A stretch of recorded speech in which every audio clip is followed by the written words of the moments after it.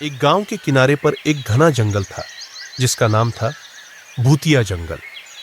जंगल के अंदर का रास्ता इतना भयानक था कि सूरज की रोशनी भी वहां तक नहीं पहुंच पाती थी। गांव के लोग जंगल की कहानियों से डरते थे और जंगल की ओर जाने से बचते थे। कहा जाता था कि जंगल में एक बहुत पुरानी और जर्जर हवेली खड़ी थी जिसमें एक राजा की आत्मा रहती थी।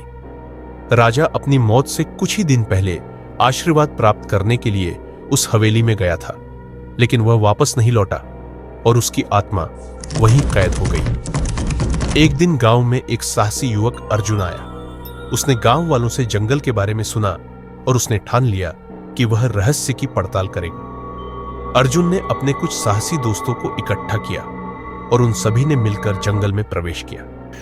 जंगल में प्रवेश करते ही उन्हें भयानक आवाजें सुनाई देने लगी। पेड़ों के पत्ते सरसराने लगे और ठंडी हवा उनके कानों में फुसफुसाने लगी। अर्जुन और उसके दोस्तों ने हिम्मत जुटाई और आगे बढ़ते रहे। रात होते होते वे हवेली तक पहुंच गए। हवेली से एक अजीब सी रोशनी निकल रही थी। उस रोशनी को देखकर वे सभी समझ गए कि यहां कुछ अलौकिक है। उन्होंने हवेली के अंदर कदम रखा और देखा कि हवेली के अंदर का दृश्य किसी रोशन महफिल की तरह था। हवेली के मध्य भाग में एक बड़ा हॉल था जहां राजा की आत्मा को शांति पाने के लिए पूजा की जाती थी। अर्जुन ने देखा कि हॉल के बीच में एक पवित्र अग्नि जल रही थी और उसके चारों ओर अदृश्य ताकतें थी। अर्जुन ने समझ लिया कि अगर उसे राजा की आत्मा को शांति दिलानी है तो उन्हें पूजा में खुद को शामिल करना होगा। उसने और उसके दोस्तों ने जंगल के प्राकृतिक संसाधनों का उपयोग करके पूरी निष्ठा के साथ पूजा की। पूजा पूरी होने पर राजा की आत्मा प्रकट हुई और उसने अर्जुन और उसके दोस्तों को आशीर्वाद दिया।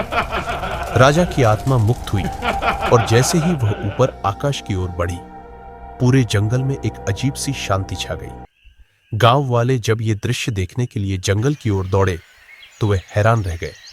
उन्होंने देखा कि जंगल का अंधेरा नर्म हो गया था और पत्तियों की सरसराहट मानो किसी सुखद संगीत में बदल गई थी। अर्जुन और उसके दोस्तों के साहस और ज्ञान के कारण जंगल अब भूतिया नहीं रहा। लोगों ने उन्हें अपना हीरो माना और भूतिया जंगल अब एक पवित्र जंगल के रूप में जाना जाने लगा। कहानी से यह सीखने को मिलता है कि साहस और सच्चाई की राह पर चलने वालों का मार्ग ईश्वर हमेशा प्रशस्त करते हैं।